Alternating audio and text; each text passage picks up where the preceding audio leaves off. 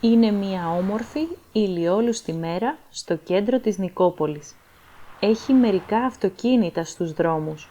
Μερικοί άνθρωποι περιμένουν να έρθει το λεωφορείο και ένας παππούς χαζεύει τα ρούχα που έχει αγορά. Μπροστά από το καφενείο στέκεται ένας άντρας.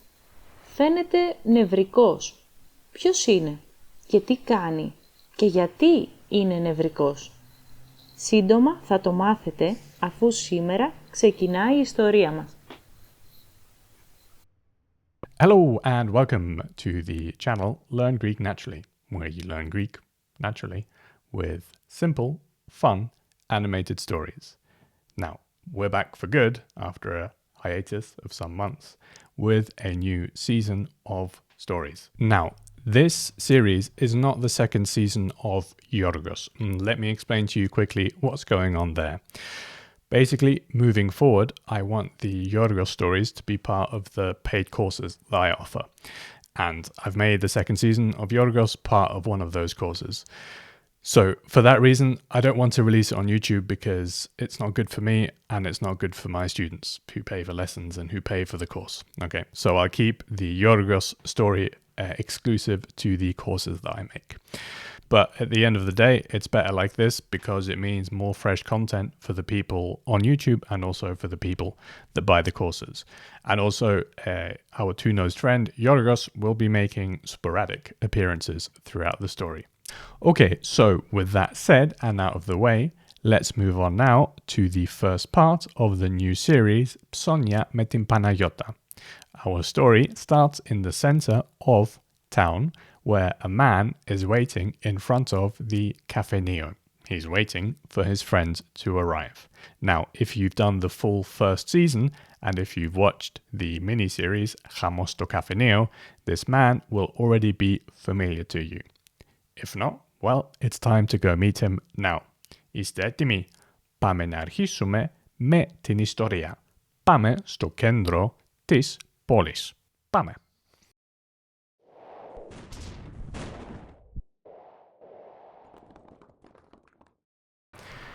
Η ώρα είναι 10 το πρωί και ένας άντρας περιμένει μπροστά από το καφενείο στο κέντρο της πόλης. Περιμένει να έρθει η φίλη του. Αλλά η φίλη του δεν έχει έρθει ακόμα. Οπότε ο άντρας περιμένει. Ποιος είναι όμως αυτός ο άντρας? Ποιος είναι ο άντρας που περιμένει? Ο άντρας που περιμένει είναι ο Δημήτρης. Τον λένε δηλαδή Δημήτρη. Πώς είναι ο Δημήτρης? Ας τον γνωρίσουμε λίγο καλύτερα. Λοιπόν, ο Δημήτρης είναι αρκετά όμορφος, αλλά και λίγο χαζός. Είναι αρκετά όμορφος, αλλά και λίγο χαζός. Και τι του αρέσει να κάνει? Λοιπόν, του αρέσει να πηγαίνει για ψώνια και να αγοράζει καινούρια ρούχα. Του αρέσει επίσης να πίνει καφέ. Ναι. Δεν του αρέσει όμως η κολύμβηση. Γιατί όμως δεν του αρέσει η κολύμβηση? Δεν του αρέσει η κολύμβηση επειδή φοβάται το νερό. Ο καημένος ο Δημήτρης. Αυτός είναι ο Δημήτρης. Λίγο χαζός αλλά και αρκετά όμορφος. Ο Δημήτρης μένει στην Νικόπολη, μια μικρή πόλη στην Βόρεια Ελλάδα. Μένει σε ένα μικρό σπίτι αλλά δεν μένει μόνος του. Μένει μαζί με την γυναίκα του, με την Κατερίνα. Ναι.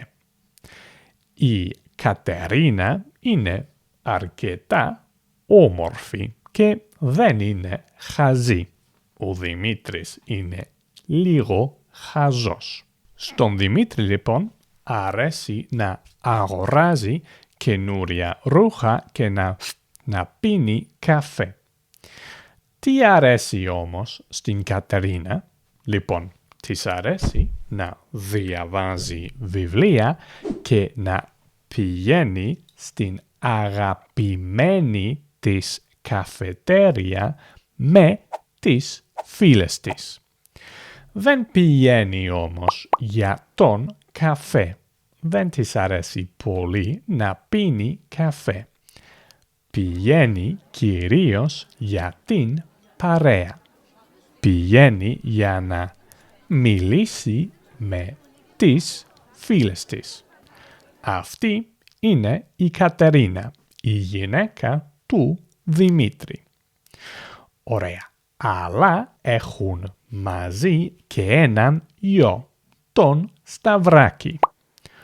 Ο Σταυράκης είναι ένα πολύ μικρό αγόρι, ένα μικρό παιδί. Του αρέσει να βλέπει τηλεόραση και να παίζει με το μικρό μπλε αυτοκινητάκι του. Ναι. Δεν του αρέσει όμως να τρώει λαχανικά. Δεν του αρέσουν τα λαχανικά. Αυτή λοιπόν είναι η μικρή και χαρούμενη οικογένεια. Ο Δημήτρης, η Κατερίνα και ο μικρός Σταυράκης. Ξέχασα και κάτι. Ξέρουμε τι αρέσει στην Κατερίνα. Της αρέσει να διαβάζει βιβλία και να πηγαίνει στην αγαπημένη της καφετέρια με τις φίλες της. Αλλά τι δεν της αρέσει? Λοιπόν, δεν της αρέσει όταν ο Δημήτρης μιλάει με άλλες γυναίκες. Μερικές φορές η Κατερίνα είναι ζηλιάρα. Γεια σου, Κλέρι. Τι όμορφη που είσαι σήμερα. Ευχαριστώ, Δημήτρη. Ζηλεύει όταν ο Δημήτρης μιλάει με άλλες γυναίκες. Ζηλεύει τις άλλες γυναίκες. Ωραία. Τώρα που ξέρουμε λίγο περισσότερο για τον Δημήτρη και για την οικογένειά του, ας επιστρέψουμε στην ιστορία. Η ώρα είναι 10:05 το πρωί και ο Δημήτρης περιμένει ακόμα. Περιμένει μπροστά από το καφενείο. Περιμένει να έρθει η φίλη του, η Παναγιώτα. Ο Δημήτρης είναι νευρικός. Περιμένει και είναι νευρικός. Ξαφνικά βλέπει ένα κίτρινο αυτοκίνητο. Το κίτρινο αυτοκίνητο τον πλησιάζει. Μπορεί να είναι η Παναγιώτα. Το κίτρινο αυτοκίνητο τον πλησιάζει, αλλά δεν σταματάει. Φεύγει. Δεν ήταν η Παναγιώτα. Ο Δημήτρης συνεχίζει να περιμένει και είναι νευρικός. Γιατί όμως είναι νευρικός ο Δημήτρης? Λοιπόν, όπως σας είπα, στην γυναίκα του, στην Κατερίνα, δεν αρέσει να μιλάει ο Δημήτρης με άλλες γυναίκες. Ναι, η Κατερίνα είναι λίγο ζηλιάρα. Ζηλεύει όταν ο Δημήτρης μιλάει με άλλες γυναίκες. Και σήμερα ο Δημήτρης δεν θέλει απλώς να μιλήσει με μία άλλη γυναίκα. Όχι. Ο Δημήτρης θέλει κιόλας να πάει για ψώνια μαζί με μία άλλη γυναίκα. Ευτυχώς για τον Δημήτρη, η Κατερίνα δεν ξέρει ότι ο Δημήτρης είναι μπροστά από το καφενείο και περιμένει να έρθει μία άλλη γυναίκα. Ευτυχώς για τον Δημήτρη, η Κατερίνα είναι στο σπίτι. Βλέπει τηλεόραση με τον Σταυράκη. Οπότε δεν ξέρει τι κάνει ο Δημήτρης. Σίγουρα όμως, αν ήξερε, θα ήταν πολύ θυμωμένη. Αν ήξερε, σίγουρα θα ζήλευε πολύ.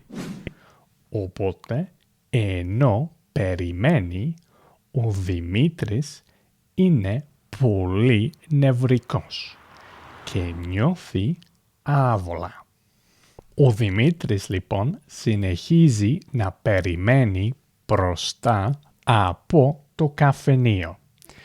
Είναι νευρικός. Ξαφνικά όμως βλέπει ένα πράσινο αυτοκίνητο. Το πράσινο αυτοκίνητο τον πλησιάζει. Μπορεί να είναι το αυτοκίνητο της Παναγιώτας. Το πράσινο αυτοκίνητο όμως δεν σταματάει. Περνάει από μπροστά του και φεύγει. Το πράσινο αυτοκίνητο δεν ήταν το αυτοκίνητο της Παναγιώτας. Ο Δημήτρης συνεχίζει να περιμένει. Είναι νευρικός. Όπως σας είπα και πριν, ο Δημήτρης είναι νευρικός επειδή η Κατερίνα, η σύζυγός του, δεν ξέρει ότι πηγαίνει για ψώνια με μία άλλη γυναίκα. Η ώρα είναι 10:04. Ο Δημήτρης συνεχίζει να περιμένει. Κοιτάζει γύρω του και δεν βλέπει κανένα αυτοκίνητο. Δεν υπάρχει κανένα αυτοκίνητο στον δρόμο. Ο Δημήτρης δεν μπορεί και δεν θέλει να περιμένει άλλο. Θέλει να πάρει τηλέφωνο την Παναγιώτα για να την ρωτήσει πού είναι. Οπότε βγάζει από την τσέπη του το κινητό του. Βάζει τον αριθμό της Γιώτας στο κινητό για να την πάρει τηλέφωνο. Ελπίζω να έχει ένα κινητό, σκέφτεται ο Δημήτρης, ενώ ακούει το τηλέφωνο της Παναγιώτας να χτυπάει. Ενώ ο Δημήτρης ακούει το τηλέφωνο της Παναγιώτας να χτυπάει, ξαφνικά ο Δημήτρης βλέπει ένα πορτοκαλί αυτοκίνητο να τον πλησιάζει. Προς μεγάλη του έκπληξη, το πορτοκαλί αυτοκίνητο σταματάει μπροστά του. Η πόρτα ανοίγει και από το αυτοκίνητο βγαίνει η Παναγιώτα. αλλά περίμενε. Η Παναγιώτα είναι μία γιαγιά. Έτσι φαίνεται, αφού η ηλικιωμένη γυναίκα, η γιαγιά, πλησιάζει τον Δημήτρη ενώ χαμογελάει ζεστά. «Γεια σου, αγόρι μου», λέει η Παναγιώτα. Φαίνεται πολύ χαρούμενη που βλέπει τον φίλο της. Ο Δημήτρης χαμογελάει και αυτός, αφού δεν χρειάζεται να περιμένει άλλο. Αλλά ξαφνικά το χαμόγελο σβήνει από το πρόσωπό του. Μέσα στο αυτοκίνητο ο Δημήτρης βλέπει έναν παππού και αυτός δεν φαίνεται καθόλου χαρούμενος. Κοιτάζει μία την Παναγιώτα, μία τον Δημήτρη με ένα πολύ άγριο βλέμμα. Τι θα γίνει τώρα? Ποιος είναι αυτός ο θυμωμένος παππούς? Και πώς έγιναν ο Δημήτρης και η γιαγιά, η Παναγιώτα, φίλοι? Θα τα μάθετε όλα αυτά στο επόμενο βίντεο, αφού το σημερινό έχει τελειώσει. Τώρα που έχετε δει το βίντεο, θα σας ζητήσω μία χάρη.